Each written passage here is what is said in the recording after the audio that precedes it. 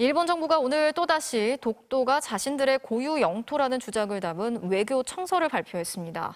특히 우리나라 대법원의 강제동원 배상 판결에 대해서는 결코 받아들일 수 없다는 기존의 입장을 되풀이했는데요.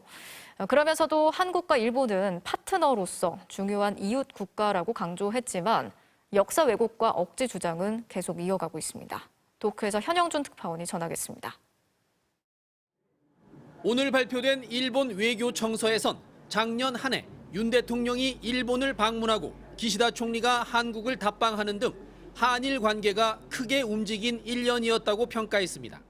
그러나 뒤이어 독도가 역사적 사실이나 국제법상 일본의 고유 영토라고 주장했습니다.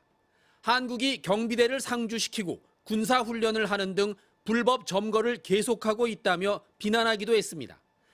특히 지난해 미쓰비시 등 일본 전범 기업을 대신해 윤석열 정부가 강제동원 피해자들에게 배상금을 지급하기로 한 점을 높이 평가하면서도 올해 2월 가해기업 히타치 조센의 공탁금 6천만 원이 강제동원 피해자들에게 지급된 사실을 지적하며 심히 유감스럽고 결코 받아들일 수 없다는 입장을 내놨습니다.